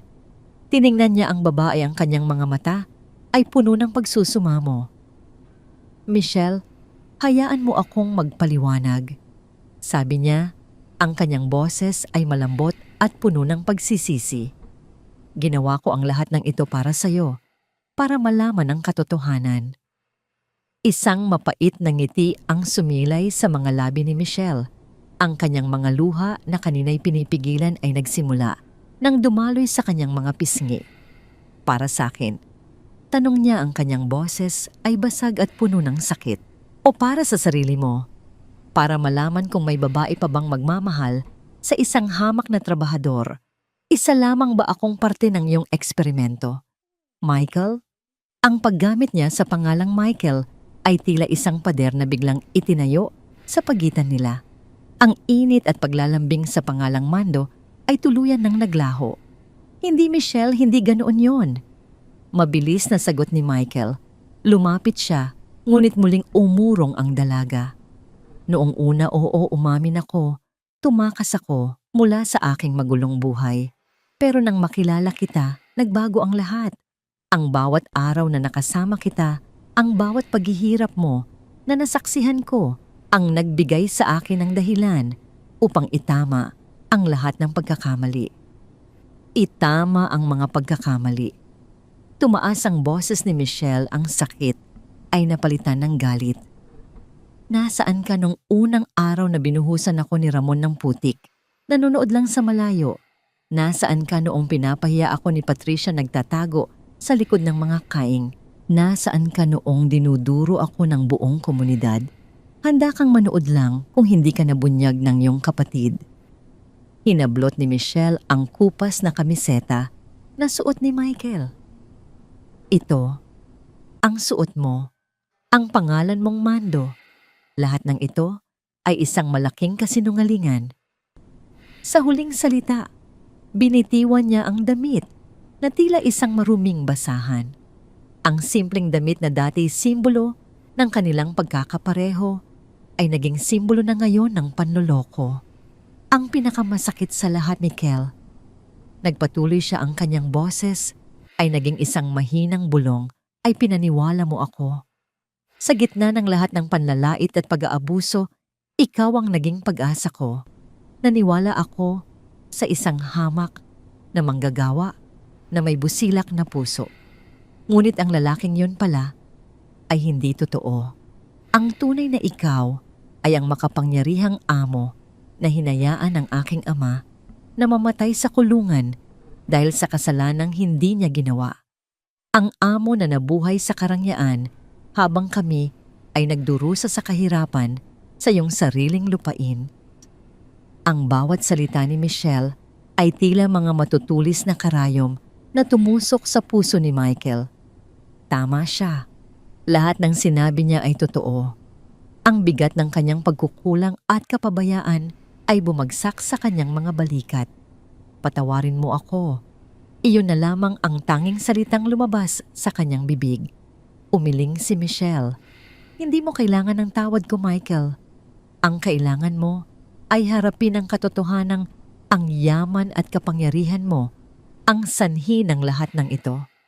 At ako, hindi ko na kayang manatili pa sa lugar na ito, sa ilalim ng anino ng isang pamilyang sumira sa amin. Tinalikuran siya ni Michelle at nagsimulang maglakad patungo sa kwartel ng mga manggagawa. Walang lingon-likod. Ang bawat hakbang niya ay isang pagputol sa ugnayan na kanilang binuo. Sinubukang habulin ni Michael, ngunit pinigilan siya ng kanyang kapatid na si Arturo. Hayaan mo na muna siya, Michael. Seryosong sabi ni Arturo. Masyadong malalim ang sugat. Hindi ito maghihilom sa isang pilit na pagpapaliwanag. Napatigil si Michael, ang kanyang mga kamay ay bumagsak sa kanyang tagiliran. Pakiramdam niya ay wala siyang silbi. Kaya niyang harapin ang mga pulis, ang mga sinungaling na katiwala, at ang mga gahamang kasosyo sa negosyo. Ngunit hindi niya kayang harapin ang sakit sa mga mata ng babaeng kanyang minamahal, isang sakit na siya mismo ang may kagagawan. Sa loob ng kwartel, mabilis na iniligpit ni Michelle ang kanyang iilang gamit. Ibinuhos niya ang lahat sa isang lumang sako, ang kanyang mga kupas na damit, ang suklay at ang lahat ng alaala ng kanyang pagdurusa sa lugar na yon. Ang tanging bagay na hindi niya isinama ay ang kwintas na may palawit na hugis araw. Iniwan niya ito sa ibabaw ng kanyang higaan, isang simbolo ng isang pangakong nasira. Paglabas niya ng kwartel, dala ang kanyang sako, hinarang siya ni Arturo. Michelle, magalang na sabi ng nakatatandang kapatid. Naiintindihan ko ang iyong galit, ngunit bilang paumanhin sa lahat ng pagkukulang ng aming pamilya, hayaan mo kaming tulungan ka. Magbibigay kami ng sapat na pera para makapagsimula ka ng bagong buhay sa ibang lugar. Bibilhan ka namin ng bahay, pag-aaralin ka namin kung gusto mo. Kahit ano sabihin mo lang. Tumingin si Michelle kay Arturo at pagkatapos ay sa kayamanan na nakapaligid sa kanila, ang malawak na lupain, ang mga truck, ang mga gusali. Salamat, Don Arturo. Sagot niya, ang kanyang boses ay kalmado na, ngunit malamig. Ngunit sa buong buhay ko, pera at kapangyarihan ang sumira sa amin. Hindi ko hahayaang pera at kapangyarihan din ang muling bubuo sa akin. Kaya kong tumayo sa sarili kong mga paa. Sa mga salitang iyon nilampasan niya si Arturo at nagpatuloy sa paglalakad palabas ng tarangkahan ng Hacienda de San Miguel. Naiwang nakatayo si Michael sa gitna ng patio, pinapanood ang paglayo ng babaeng nagbigay ng bagong kahulugan sa kanyang buhay. Gumuho siya sa lupa, napaluhod sa alikabok. Ang tagumpay na naramdaman niya kanina ay nawalan ng lahat ng saysay. Nakuha niya ang hustisya, ngunit nawala naman sa kanya ang kanyang puso. Samantala, Sa kabilang dako ng probinsya sa loob ng maliit na istasyon ng pulis, isang tawag sa telepono ang naganap. Ginamit ni Ramon ang kanyang nag-iisang karapatan na tumawag. Sa kabilang linya ay si Don Salvador. Ikinuwento ni Ramon ang lahat ng nangyari, ang pagbubunyag ni Michael ang itim na ledger at ang kanyang pagkakakulong. Isang nakakakilabot na katahimikan ang sumunod. Pagkatapos isang malamig at mapanganib na boses ang narinig mula kay Don Salvador. Sinabi niyang huwag mag-alala si Ramon dahil meron siyang mga tauhan sa loob at labas ng kulungan. Bago pa matapos ang gabi, makakalabas siya. At kapag nakalabas na siya, mayroon lamang isang utos, si Don Salvador. Sunugin mo ang lahat. Sunugin mo ang ebidensya, sunugin mo ang asyenda, at siguraduhin mong walang sino man ang makakalabas ng buhay upang magsalita pa. Ibinalik ni Ramon ang telepono sa pulis. Isang demonyong nangiti ang sumilay sa kanyang mga labi. Ang gabi ay bata pa at ang kanyang paghihiganti ay magiging kasing init ng apoy sa impyerno. Nagtungo siya sa imbakan ng gasolina. Malapit sa asyenda, dala ang ilang malalaking lalagyan. Ang kanyang plano ay malinaw. Kung hindi niya makukuha ang gusto niya, sisiguraduhin niyang walang sino man ang makikinabang dito. Ang gabi ay bumagsak sa Hacienda de San Miguel na may dalang kakaibang bigat. Ang buwan ay tinatakpan ng makakapal at maitim na ulap na tila isang masamang pangitain. Si Michael ay nanatili sa opisina kasama si Arturo habang sinusuri nila ang bawat pahina ng itim na ledger. Inihahanda ang kasong isasampa nila laban kay Don Salvador. Ngunit ang kanyang isipan ay wala sa mga numero at pangalan. Ito ay nasa babaeng naglalakad mag-isa sa madilim na kalsada ng probinsya. Si Michelle, sa kabilang dako, ay hindi pa nakakalayo. Ang bawat hakbang niya palayo sa asyenda ay tila 1,000 kilong pabigat sa kanyang mga paa. Umupo siya sa ilalim ng isang malaking puno ng balete. Sa gilid ng daan, ilang kilometro lamang ang layo mula sa tarangkahan. Dito niya ibinuhos ang lahat ng kanyang natitirang luha.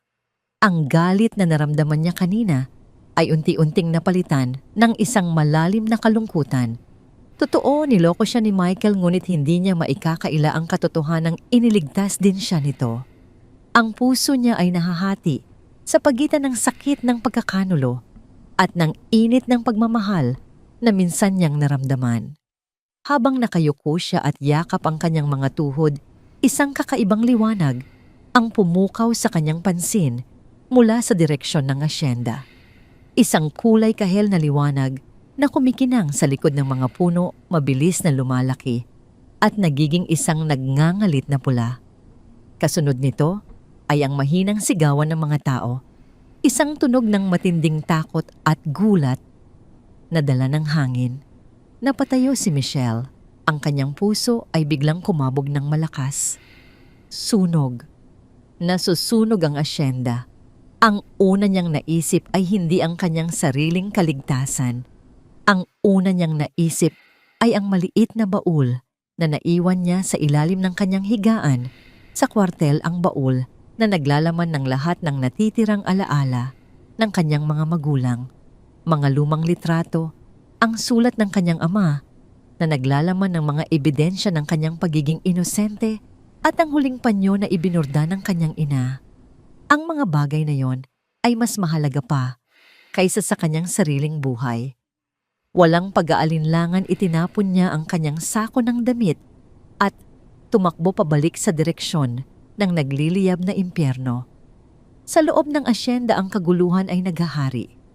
Ang apoy ay nagsimula sa lumang bodega ng tubo, kung saan itinago ni Ramon ang mga pekeng dokumento at ebidensya laban sa ama ni Michelle. Ngunit dahil sa tuyong panahon at malakas na hangin, mabilis itong kumalat sa mga katabing gusali, kabilang na ang kwartel ng mga manggagawa. Ang mga nag-aalab na dila ng apoy ay umabot hanggang sa kalangitan, nilalamon ang lahat ng madaanan nito. Ang itim na usok ay makapal at nakakasakal. Michael, kailangan na nating umalis dito. Sigaw ni Arturo habang hinihila ang kapatid palabas ng opisina. Ang itim na ledger ay mahigpit na hawak ni Michael. Ang mga manggagawa, kailangan nating siguraduhing ligtas silang lahat. Sigaw pabalik ni Michael. Nagkahiwalay sila ni Arturo.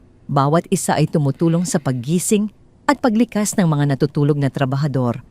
Sa gitna ng kaguluhan, nakita ni Michael si Mang Vicente na humihingal at umuubo.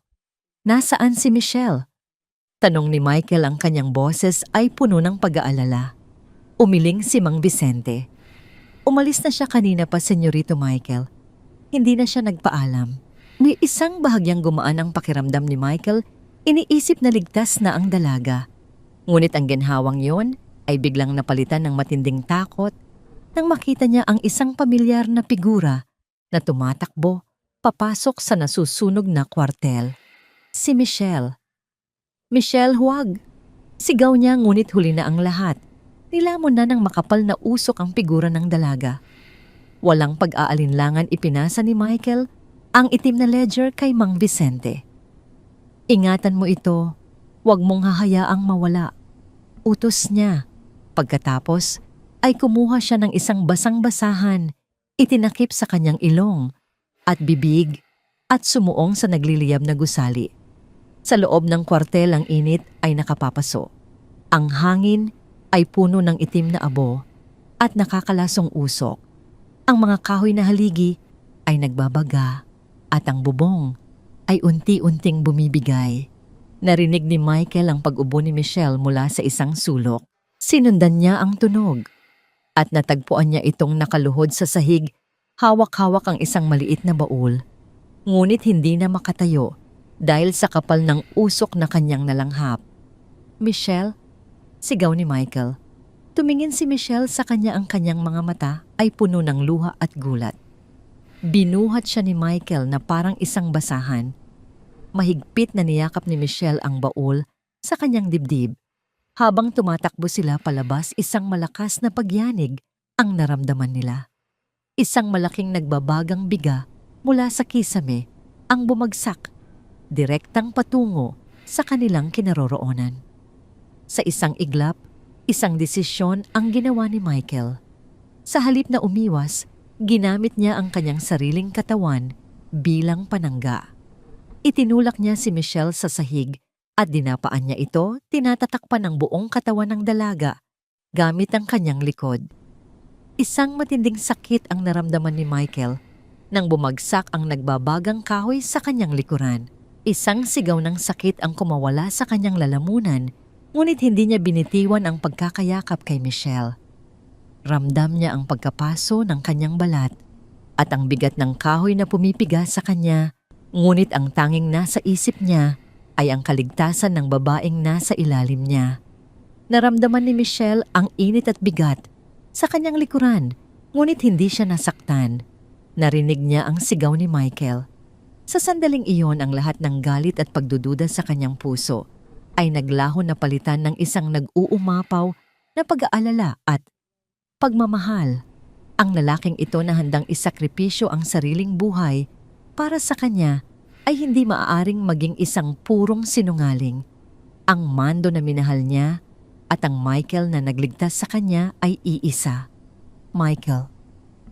Umiiyak na sigaw ni Michelle. Nang marinig ang kanyang boses, muling nagkaroon ng lakas si Michael. Ginamit niya ang lahat ng natitirang enerhiya upang itulak ang nagbabagang kahoy palayo sa kanila. Puno ng paso at sugat ang kanyang likod, ngunit nagawa niyang tumayo. Muli niyang binuhat si Michelle at sa wakas ay nakalabas sila sa nasusunog na gusali ilang segundo. Bago ito, tuluyang gumuho. Nakahandusay sila sa lupa, umuubo at humihingal habang pinapanood ang apoy na unti-unting nilalamon ang lahat ng kanilang mga alaala. Ngunit sa gitna ng pagkawasak, isang bagong bagay ang nabuo. Isang pag-unawa na mas malalim kaysa sa mga salita. Hinarap ni Michael si Michelle. Ang kanyang mukha ay puno ng uling at pawis, ngunit ang kanyang mga mata ay puno ng isang damdamin na hindi na maikakaila. Dahan-dahan niyang inabot ang itim na ledger mula kay Mang Vicente na ligtas na nakatayo sa di kalayuan. Inilapag niya ito sa harap ni Michelle. Wala nang natira sa asyenda, ngunit narito pa rin ang katotohanan. Sabi niya ang kanyang boses ay paos dahil sa usok. Inosente ang ama mo, Michelle, at ipinapangako ko sa harap ng nagliliyab na apoy na ito na ang taong may kagagawa ng lahat ng ito ay luluhod sa harap mo at hihingi ng tawad. Tumingin si Michelle sa libro at pagkatapos ay sa mga mata ni Michael. Ang mga luha ay muling dumaloy sa kanyang pisngi. Ngunit sa pagkakataong ito, hindi dahil sa sakit, kundi dahil sa isang pag-asang muling nabuhay mula sa abo. Isang buwan ang mabilis na lumipas matapos ang malagim na sunog na tumupok sa malaking bahagi ng Hacienda de San Miguel. Ngunit ang usok na nagmula sa asyenda ay hindi lamang nagdala ng abo, kundi nagdala rin ng balitang yumanig sa buong bansa. Sa gitna ng isang marangyang pagtitipon sa isang hotel sa Maynila, kung saan nagdiriwang ang mga elite ng lipunan, isang hindi inaasahang kaganapan ang nagpatigil sa lahat. Si Don Salvador na nakasuot ng kanyang mamahaling tuxedo at may hawak na baso ng champagne ay masayang nakikipag-usap sa kanyang mga kasosyo. Sa kanyang tabi ay si Patricia na muling nagbabalik sa kanyang pagiging mapagmataas suot ang isang bagong koleksyon ng mga brilyante. Ngunit ang kanilang katuwaan ay biglang naputol ng bumukas ang malalaking pinto ng bulwagan. Pumasok ang isang grupo ng mga operatiba mula sa National Bureau of Investigation, kasunod si Michael at si Arturo. Ang katahimikan ay bumalot sa buong silid na tila ba ang hangin ay biglang naging yelo. Hindi na nakasuot ng kupas na damit si Michael. Siya ay nasa kanyang pinakamarangyang suit, ngunit ang kanyang mga mata ay nananatiling matalim at puno ng katarungan. Iniharap ni Michael ang itim na ledger at ang mga dokumentong nailigtas mula sa sunog. Sa harap ng lahat ng mga bisita, binasa ng mga awtoridad ang warrant of arrest para kay Don Salvador. Ang mga kaso ay mabigat malakihang pandaraya, qualified theft, at ang pag-uutos ng panununog na muntik nang pumatay sa maraming tao. Ang tunog ng mga bakal na posas na isinasara sa mga pulsuhan ni Don Salvador ay umalingaw-ngaw sa tahimik na bulwagan. Isang matinding hiya ang bumalot kay Patricia habang pinapanood ang kanyang ama na kinakaladkad palabas sa harap ng mga taong dati ay tinitingala sila. Ang kanilang imperyo ng kasinungalingan ay tuluyan ng gumuho. Ang katarungang ipinagkait sa loob ng 5 taon ay sa wakas ay nakamit na.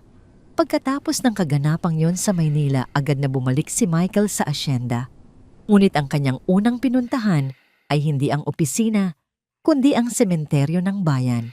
Doon natagpuan niya si Michelle na nakatayo sa harap ng puntod ng kanyang ama, si Tobias. Hawak ng dalaga ang isang opisyal na dokumento mula sa korte na nagdedeklarang inosente ang kanyang ama sa lahat ng paratang. Papa, bulong ni Michelle habang hinahaplos ang malamig na marmol ng puntod. Malinis na ang pangalan mo. Alam na ng lahat ang katotohanan. Lumapit si Michael at tumayo sa tabi niya. Hindi siya nagsalita. Hinayaan niyang maramdaman ni Michelle ang kapayapaang matagal na nitong hinahanap.